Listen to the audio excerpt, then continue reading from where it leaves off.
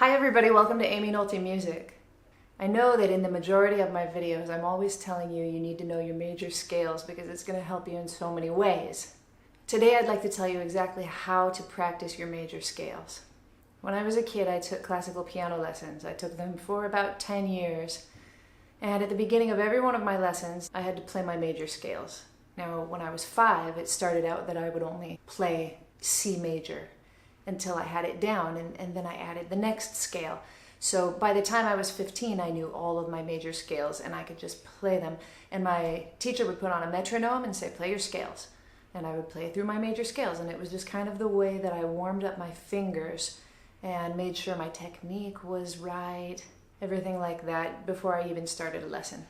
Sometimes I forget that maybe a lot of you haven't had classical lessons from the time you were 5 years old. Of course, you probably haven't.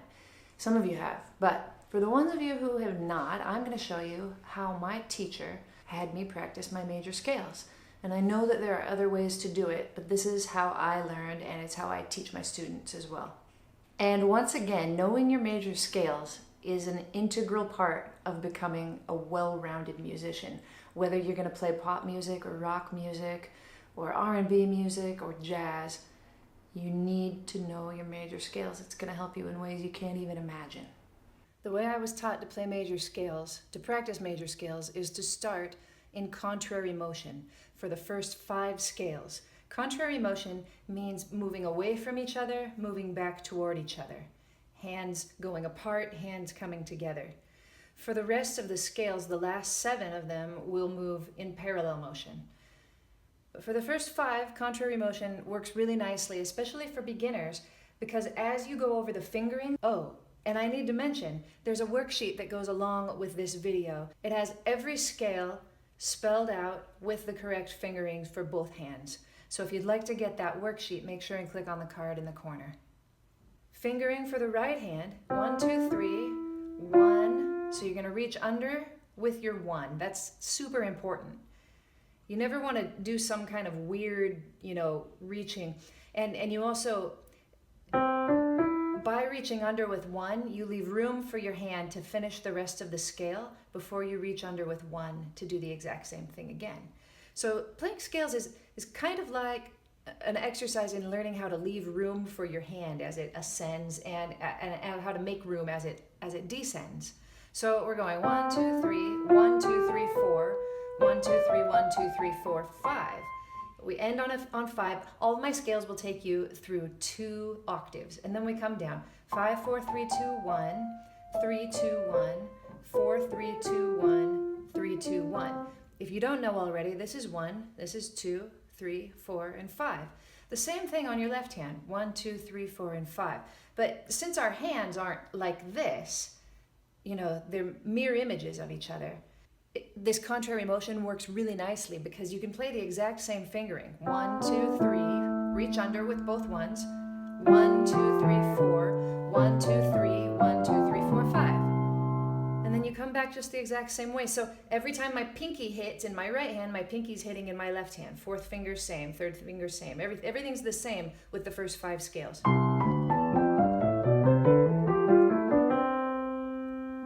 The next scale is to go up 5 steps, 1, 2, 3, 4, 5 of the C major scale, and then we start our next scale on the 5th degree.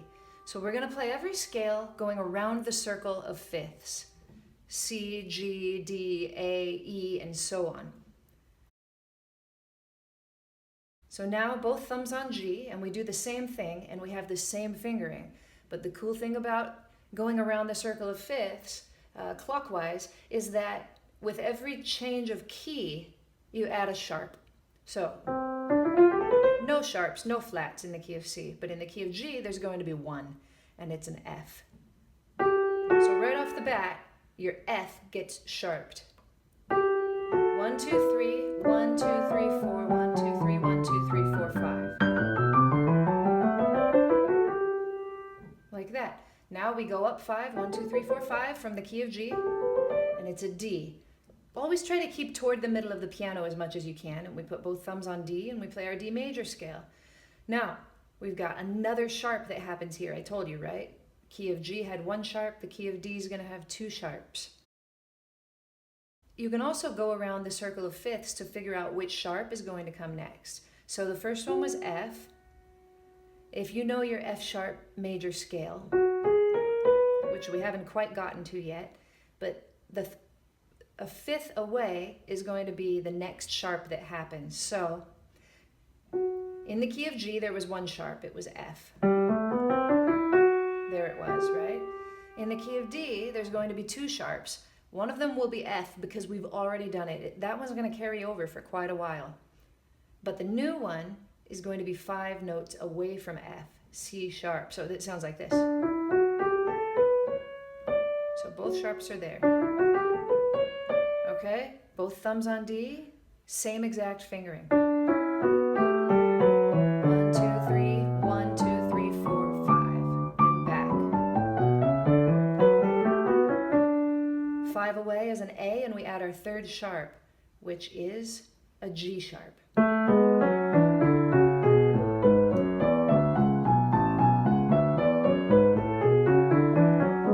Same exact fingering. 5 away from A is an E. 1, 2, 3, and we add another sharp. So at this point we've got F sharp, C sharp, G sharp, and D sharp for the key of E.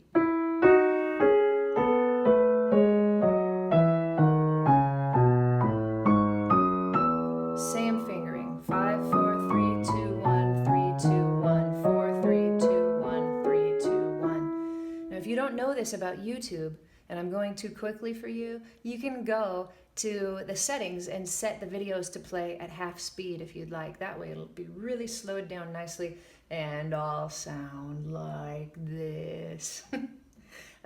We call that drunk Aimee. Okay, at this point, this is where we're going to change from contrary motion to parallel motion, and we're going to do it on the scale of B major. So, right, 5 away from E is B. Starting on B, our hands are not going to be mirror images anymore. They're going to be opposite. So now we've got a new set of fingering for the left hand and for the right. The right is going to go 1, 2, 3, 1, 2, 3, 4, 1, 2, 3, 1, 2, 3, 4, 5. The exact same as it has done so far. Same thing coming down. The next few scales I have a trick to teach you, and that should kind of help the fact that we're doing, that we're not a mirror image anymore. So the thing that helps is to start with your thumbs on the white notes that you're going to play. So the white notes in the key of B are B and E. Every other note is a black note. We're playing all of them except for B and E, right? So every time you play a white note, you play your thumb.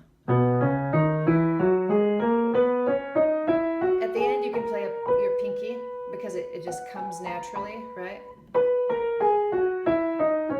And then at the other end, you can play your fourth finger, which is also a place to start. So when you're going to start this B major scale, instead of starting with both thumbs, you actually can start with your fourth finger. And then it's just thumb, thumb, thumb, thumb, thumb, thumb, thumb, like that. It makes it a lot easier, I think. Okay, let's go 5 away from B is F sharp. F sharp is the point in the circle of fifths where you get halfway around.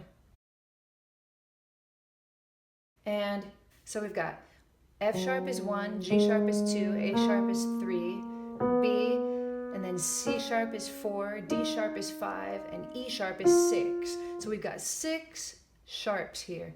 We can think of the F sharp scale as an F sharp major scale, or we can turn our thinking to the back side of the circle of fifths and start to think of it in flats. And if we think of it in flats, we've got G flat, A flat, I'll count, G flat, A flat, B flat, C flat, D flat, that's 5, E flat, and then F. So we've also got 6 flats. Either way you want to think about it is okay. But G flat and F sharp, it's kind of the pivot point where you're about to change one way or the other. So here we're going to start like this, with a 4 and a 2. And the same rule is going to apply. We've got 2 white notes in this key. B is one of them, and our thumbs are going to go there. F is the other.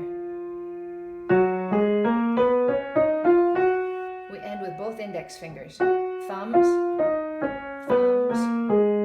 thumbs, thumbs. Got it? Next, D flat. We're going to start with a 2 in our right hand and a 3 in our left hand. And the same thing applies. We've got 2 white notes, so one of them's an F. And every time that we're going to play these notes, we're just going to line them up really nicely with our 2nd, 3rd, and 4th fingers, or 4th, 3rd, and 2nd. There's our other white note in this key. It's a C, and now we line up these 2 fingers. There it is, and there it is. So we're never using our pinky. All right, up 5 from D flat is an A flat. I'm going to actually start with a 2 in the right hand and a 3 in the left hand. There's our white note.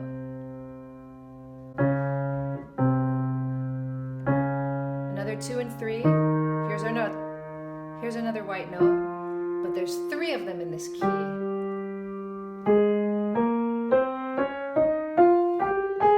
So we've got these 3 notes are the white notes in the key of A flat.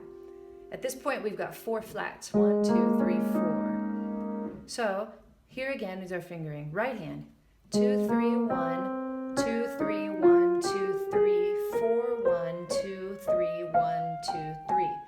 3, 2, 1, 3, 2, 1, 4, 3, 2, 1, 3, 2, 1, 4, 3.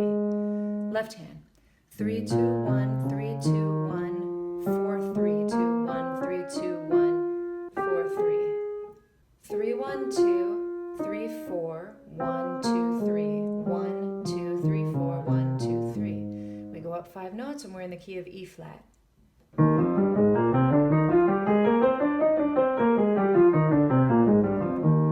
Right hand. 3, 1, 2, 3, 4, 1, 2, 3, 1, 2, 3, 4, 1, 2, 3. 3, 2, 1, 4, 3, 2, 1, 3, 2, 1, 4, 3, 2, 1. 3. Left hand. 3, 2, 1, 4, 3, 2, 1, 3, 2, 1, 4, 3, 2, 1, 3. 3, 1, 2, 3, 4, 1, 2, 3, 1, 2, 3, 4, 1, 2, 3. And we're to the key of B flat, right? Here we go. I think B flat's one of the trickier ones, actually. And the way I like to think of this is I like to think of my 4th finger as kind of being in charge. So for the left hand, you're going to go 4, 3, 1, 4, 3, 2, 1. Okay, so you've got your 4 landing here and your 4 landing here all the way up. 4, 4, 4, 4. And then I finish with 2 and 3. We can't quite think the same way coming down. We're going to start with a 2 on the B flat, 4 on the E flat, 3 on the B flat, 4 on the E flat, and on a 3, like that. Right hand. 3, 1, 2, 3, 1, 2, 3, 4, 1, 2, 3, 1, 2, 3, 4. Together.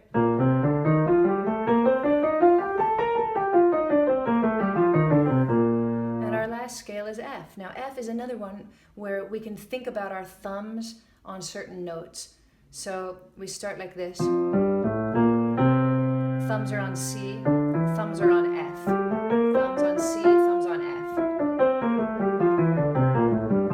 F. Same thing on the way down. All right, all of the scales in succession now. Here we go.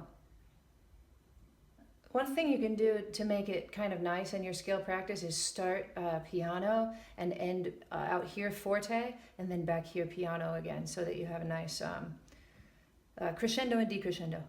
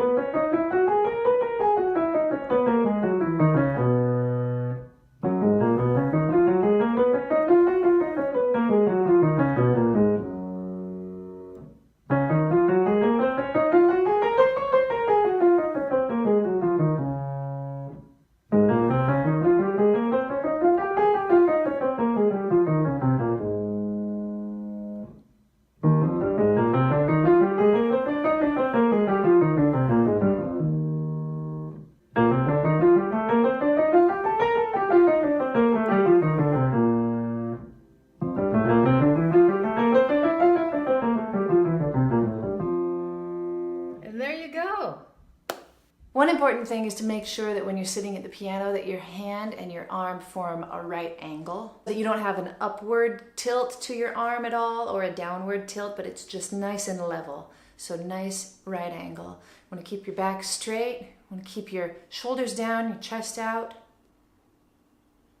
And your wrists nice and raised so that you don't hurt yourself. Wrist raised, fingers curled. Also, don't let yourself move on to the next scale until you've got the one that you're on down perfectly. So this week it might just be C major. You just might do C major only. And after you can do it with a metronome, set to about ba ba da ba da ba da ba da, with 2 notes per beat. Ba ba da ba da ba da ba da. Until you can do that on C major, don't let yourself play G major. But then after you play G major, make sure when you start your practice for that day that you start with C major.